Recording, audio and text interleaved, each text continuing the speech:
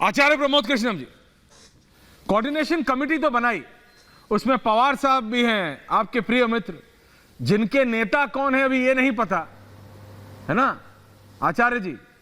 उसके अंदर 13 लोग हैं, लेकिन नेता अभी भी नहीं चुन पाए। तो एक बार फिर ढाक के 3 पात, जान बचाने के लिए कि भाई मीडिया पूछे कि क्या हुआ क्या हुआ, कोऑर्डिनेशन कमेटी बना दो, उसमें सबको रख लो, जितने हो सकते थे सबको। लेकिन नेता कौन है आचार्य? रीना जी आ रहा हूं उसके बाद। जी आचार्य। देखिए ऐश्वर्य, मैंने पढ़ा है कि आविष्कार की जो जननी है वो आवश्यकता है, यानी आवश्यकता आविष्कार की जननी है जी। आज देश को जरूरत है कि बीजेपी की सरकार को सत्ता से हटाया जाए। तो अब विपक्ष क्या करे, एक बड़ा सवाल है। हमने ये महसूस किया है कि अकेले अकेले लड़कर के बीजेपी को नहीं हराया जा सकता।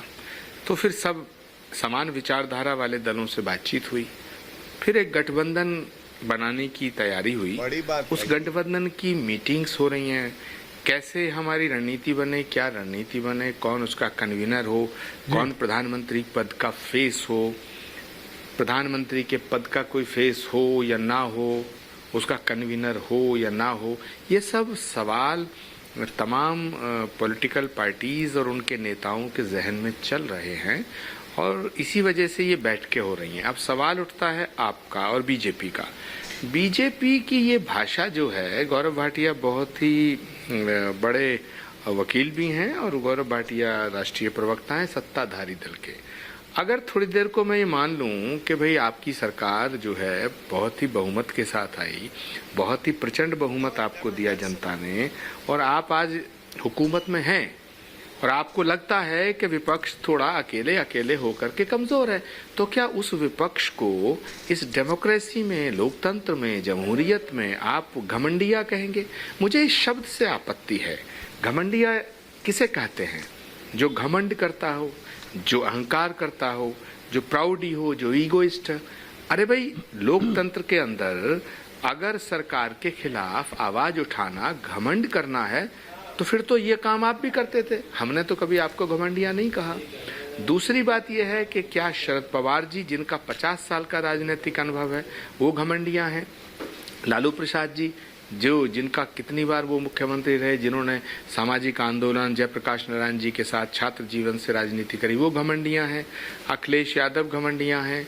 या राहुल गांधी, जिन्होंने 4000 किलोमीटर की तपस्या की, कांग्रेस प्रेसिडेंट का पद छोड़ा, फिर साथ ही ये कह दिया कि भाई मैं और मेरा परिवार का कोई व्यक्ति कांग्रेस की अध्यक्षता स्वीकार नहीं करेगा, ये घमंडियां हैं?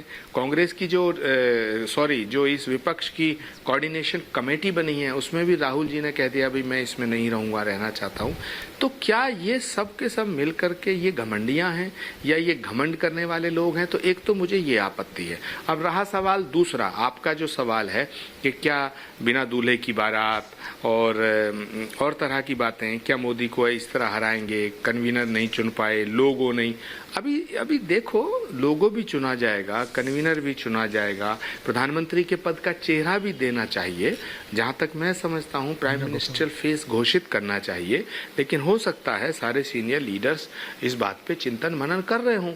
हो सकता है उनको लग रहा हो कि प्राइम मिनिस्टर फेस नहीं देना चाहिए, बट इंडिविजुअली मैं ये चाहता हूं कि नरेंद्र मोदी बहुत ताकतवर, कद्दावर और बड़ा चेहरा है, तो उनके सामने INDIA जो गठबंधन है उसको एक फेस डिक्लेयर करना चाहिए। क्योंकि अगर फेस डिक्लेयर नहीं होगा, कोई कन्वीनर डिक्लेयर नहीं होगा, तो इसका ऑटोमेटिकली फायदा बीजेपी को मिलेगा। इसलिए मैं तो खुद चाहता हूं कि फेस डिक्लेयर हो, लेकिन it will be decide bye senior leadership. अगर वो डिसाइड करते हैं तो ठीक है, मगर इस INDIA गठबंधन का मजाक बनाना, इसको घमंडिया कहना, मुझे लगता है ये ठीक नहीं है, ये देश के लोकतंत्र के लिए ठीक नहीं है।